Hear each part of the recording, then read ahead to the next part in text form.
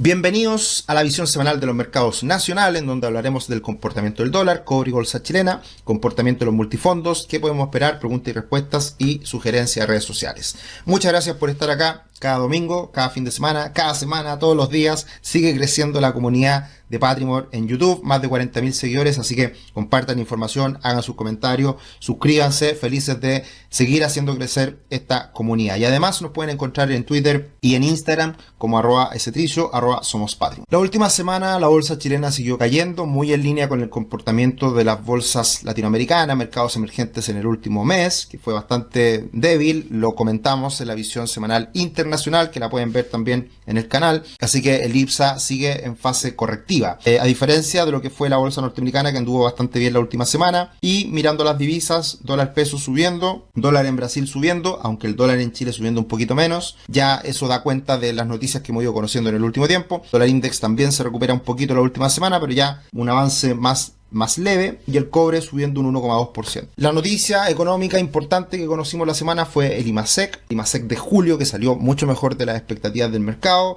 y ya podemos estar viendo quizás un punto de inflexión. Eso es muy bueno, eso es una buena noticia sin duda, pero hay que tener en cuenta que este mejor crecimiento se da en un contexto de baja base comparativa, y también entendiendo que no es para lanzar fuegos artificiales, sino que solamente nos estamos recuperando de una debilidad económica no menor que hemos vivido este año. Así que ojalá sigan las cifras de esta manera. Mejores cifras económicas debieran ser algo positivo para el peso chileno, porque de esa manera las tasas puede que no sea necesario bajarlas tan radicalmente, pero ya el mercado tiene bastante incorporado que las bajas de tasas van a ser en los próximos meses de 75 puntos base, y lo veremos más adelante. En este contexto, el dólar peso mantiene una tendencia al alza y se mantiene con esa presión alcista en la medida que siga sobre los 837 pesos, que es anterior resistencia, ahora soporte, y además una directriz que hoy día marca este precio como soporte relevante. Si se llegara a romper esta directriz, evidentemente volvemos a fase neutral, que creo es el precio del dólar más de largo plazo que deberíamos tener, en torno a los 800 pesos, como fue que estuvo durante varios meses. El comportamiento en el último mes,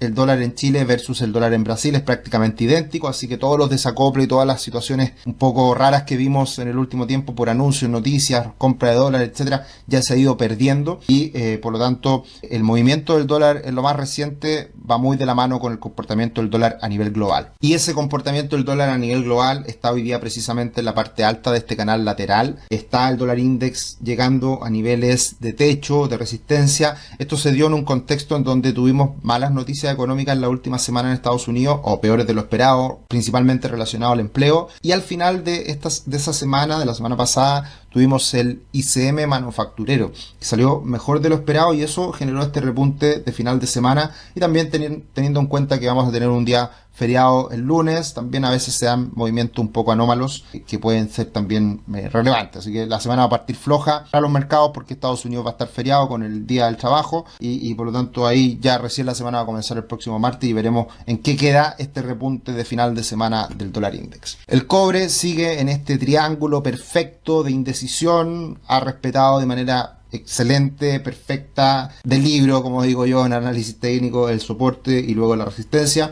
Así que veremos por dónde rompe, por dónde van a venir las noticias que manden y lleven a algún lugar al cobre en las próximas semanas. Si mejoran las cifras económicas, si el dólar cae, si China empieza a entregar mejores datos, el cobre debiera romper por arriba. De lo contrario, si es que la situación económica se empieza a debilitar, el cobre debiera romper hacia abajo. Así que vamos a estar muy atentos a esa señal, y cuando se dé, evidentemente la estaremos compartiendo y hablando en extenso de cuáles son las implicancias de una posible ruptura del cobre. Tu futuro comienza hoy. Conoce la primera plataforma de planificación financiera de Chile. Crea tu cuenta gratis y obtén una gift card de 25.000 pesos para comprar cursos en nuestra plataforma de educación financiera, inversiones, planificación, todo lo que necesiten para poder mejorar su futuro financiero, ya sea acompañados de la plataforma o también educándose con alguno de nuestros cursos. Aprovechenlo, sigue estando ahí esta magnífica promoción. Y el IPSA ya ha corregido bastante, esto lo dijimos hace muchas semanas atrás, se había dado un impulso no menor, un salto importante en la bolsa chilena, alejado de todas las medias,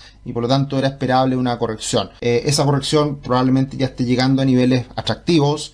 Acá tenemos a Fibonacci con niveles en 5.940 como primer soporte y luego los 5.800 pesos como segundo soporte. Así que ya se vuelve atractiva la bolsa chilena nuevamente. Siempre el comportamiento de las acciones es dispar y algunas han dado bien igual, otras se han desplomado de manera importante, etcétera. Eso hay que mirarlo uno a uno, pero en general el conjunto del mercado se viene dando esta corrección y ya estaría llegando a niveles atractivos para seguir en este rally alcista que creemos todavía le queda bastante tiempo. Mirando el desempeño de las acciones en la última semana, SMU muy bien tras la entrega de resultados, cerca de un 10% de avance, un muy buen comportamiento de esta empresa. ILC recuperándose después de las fuertes caídas desde hace algunas semanas atrás. Security ha andado muy sólida en el último tiempo y CAP se recupera levemente, siendo todavía una de las acciones más malas de este año para la bolsa chilena. En el lado negativo tenemos a Mallplaza y Parauco cayendo cerca de un 4%, Itaú cerca de un 3%, al igual que Conchitoro. Y mirando el ETF de Chile, hemos visto una corrección que se ha mantenido, se ha logrado estabilizar en los niveles de 28, 28.50 y acá hay mucho potencial alcista y esto implica recuperación de la bolsa y también fortalecimiento del peso chileno. Acá puede ser una gran apuesta a mediano o largo plazo, lo hemos dicho en otras ocasiones y veremos qué es lo que ocurre con este ETF, el ETF de Chile. Mirando el comportamiento del ETF de Chile comparado con el ETF de Brasil, los desempeños han sido muy parecidos las últimas semanas, así que acá en ese sentido no hay novedades y esto siempre es bueno porque hace más amigable el análisis. Muchas veces cuando se distancian los comportamientos de un otro mercado hay que hacer doble clic y ver qué es lo que está pasando, pero hasta ahora en el último tiempo han andado muy parecidos los mercados latinoamericanos, en particular Brasil y Chile. Mirando el desempeño de los multifondos, tuvimos una recuperación importante del multifondo E en la última semana. Ya hablaremos en extenso de algunas preguntas que nos hicieron ahí respecto a los multifondos y respecto a la renta fija chilena. Hablaremos más adelante en preguntas y respuestas. Y de todas formas existió esta recuperación la última semana, muy ligado a los mercados internacionales, ya hablaremos de eso. También multifondo C se recupera cerca de un 0,6 y el multifondo A, el más leve alza, 0,25 en la semana. Ahora, de todas formas, cerramos agosto. Estos ya son los datos al 31 de agosto y que todos los multifondos muestran pérdidas en el mes de agosto. Vamos a hablar de eso en extenso en la visión mensual de los multifondos que haremos lunes, martes, que estaremos subiendo al canal así que para que estén atentos en ese análisis. De todas formas,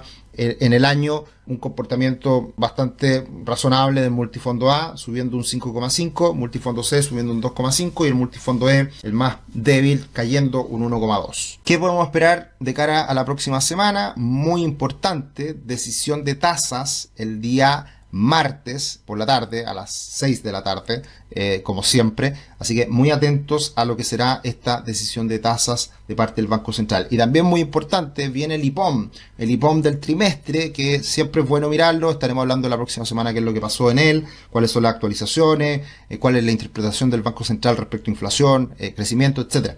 Así que va a ser una semana bien interesante, bien noticiosa. La semana laboral, por definición, septiembre, ya que después todos se van de vacaciones, así que va a estar bien movida en cuanto a noticias. Y por supuesto, lo más importante también, la inflación del mes de agosto, que se dará a conocer el día viernes. Ahora, de todas formas, el Banco Central ya tiene información, ya tiene bastante masticada esta información, así que va a tomar la decisión correcta, esperamos, el próximo día martes. La expectativa del mercado no es la que está ahí, siempre el calendario de investing no es muy adecuado en ese sentido. La previsión del mercado es que van a bajar las tasas en 75 puntos base, del 10,25 actual al 9,5. Eso fue lo que se conoció nuevamente esta semana en la encuesta de operadores financieros, así que una baja tasa de 75 puntos base es lo que se espera, y las inflaciones debieran estar un poquito más altas en el mes de agosto, también septiembre. Agosto por todo lo que ha sido las lluvias, el aumento de los precios de las papas, etcétera, y también septiembre porque suele ser un mes, al igual que marzo, que históricamente son meses más inflacionarios, porque hay ajustes de precio en esa época. Así que también una inflación un poquito más alta de lo que se venía contemplando anteriormente. Así que veremos cómo quedan y evidentemente estaremos analizando semana a semana cómo van saliendo estas cifras. Me hicieron preguntas respecto a los multifondos y en particular a la renta fija fondo E, que es renta fija a largo plazo, ¿ya? Y en la visión mensual de los multifondos trato de explicar siempre las diferencias que se dan en las diferentes rentas fijas. Este año la renta fija de corto plazo, depósito a plazo, han rentado en el año probablemente un 6-7%, ¿ya? Es una buena rentabilidad, pero muchas veces a todos nos nubla una rentabilidad de ese estilo en un depósito a plazo que no tiene riesgo respecto a otras alternativas de inversión. Entonces, cuando se mira el comportamiento de los multifondos, uno dice, oye, le ha ido pésimo. Sí, más o menos, porque el fondo A ha rentado un 5,5 este año. Claro, el fondo C un 2 y tanto, y el E ha estado cayendo. Pero hay que recordarse que el año pasado el fondo L fue espectacular. Entonces, todo hay que mirarlo en perspectiva y no hay que quedarse solamente con un periodo de tiempo de 2, 3, 4, 6 meses. ¿Ya? La mirada siempre tiene que ser más larga. ¿Y cuál es el impacto de la renta fija de corto plazo en los multifondos? Poca hasta ahora, porque ha hecho mucho ruido la renta fija internacional. ¿Y cómo se da esto? ¿Qué es lo que ocurre acá? ¿Por qué si las tasas están bajando en Chile, el fondo E no sube? Porque evidentemente se mueve la renta fija en el mundo. Y acá me dice Richard, oye, pero si el fondo E tiene un 87% en Chile, ¿cómo le pega al mundo? Bueno, vamos a hablar de eso. Evidentemente es así, es correcto. Acá está la cartera de inversión del primer semestre. No varía mucho y tiene un 88% en renta fija chilena, renta fija nacional, y ahí tenemos instrumentos estatales más de un 40%, bonos más de un 45%. Entonces, evidentemente, la renta fija chilena es lo más importante que mueve la aguja del fondo E. Pero acá podemos ver uno de los bonos más importantes de largo plazo en Chile, el BCU, bonos en UF del Banco Central a 10 años, y miren cómo ha sido la evolución de este bono en el último tiempo. Está en máximo de los últimos 6 meses. Ha subido la tasa en vez de bajar. Entonces, esto es lo que le afecta al fondo E. ¿Y por qué ha subido la tasa en Chile? La tasa de largo plazo, la tasa de los bonos de 10 años, porque también ha subido la tasa de los bonos del Tesoro en Estados Unidos. Y lo que sabemos es que la tasa del bono de Estados Unidos, los bonos del Tesoro de Estados Unidos son la tasa libre de riesgo del mundo. Entonces, todos los demás bancos centrales tienen que tener tasas un poco más altas que los bonos del Tesoro de Estados Unidos, que son la tasa libre de riesgo del mundo, por definición, si se quiere. Entonces, evidentemente, si los bonos del Tesoro en Estados Unidos suben, también los bonos de los países emergentes como Chile tienen que subir y más, porque evidentemente Chile es un país más riesgoso que Estados Unidos. Entonces, por eso es que juega un rol tan importante la renta fija internacional en los bonos chilenos. No porque la propia tasa tenga directa relación, sino que la tasa base, que son los bonos del Tesoro de Estados Unidos, le impacta al resto de bonos a nivel mundial. Así que acá está la explicación de por qué la renta fija chilena en el último tiempo, largo plazo, no lo ha pasado muy bien, pero es una cuestión coyuntural. Los bonos del Tesoro en Estados Unidos llegaron a techo, veremos qué pasa, debieran comenzar a corregir, a darse un poquito la vuelta, y eso va a beneficiar a la renta fija chilena, más aún con las bajas de tasas que se van a seguir dando en Chile. Así que ahí está la explicación, muy importante la pregunta que me hicieron, muy buena respecto a qué pasa. Y para eso estamos, para tratar de explicar estas cosas que a veces son difíciles de entender y que ojalá se logre comprender, entender lo que ocurre con este tipo de instrumentos. Recomendación de esta semana, muy importante en la planificación financiera, en la construcción de patrimonio, el deber emprender, el hacer negocios, el tratar de entender los negocios, el tratar de entender cuándo una empresa tiene éxito, cuándo los negocios en Chile les va bien y hemos tenido casos de emprendedores que le ha ido increíble. Esta cuenta es maravillosa de Francisco Pulset, ya también va a cumplir cerca de 100.000 suscriptores y ha hecho entrevistas realmente muy buenas a emprendedores chilenos, a empresarios chilenos que han construido empresas de prestigio, que se han ido consolidando en el tiempo y que en muchos casos también han hecho exit, han vendido sus empresas en los últimos años. Así que muy recomendada, también importante dentro de la planificación financiera, el emprender, el entender el mundo de los negocios, y qué mejor que entendiéndolo en las bases, si se quiere, cuando comienza un emprendimiento a desarrollarse y cuáles son los factores de éxito que hacen crecer a un emprendimiento. Así que muy sugería esta cuenta de YouTube de François Pulset. Eso sería por esta semana. Un abrazo grande, nos estaremos encontrando en otros videos. Estén atentos a la visión mensual de los multifondos que estaremos entregando los próximos.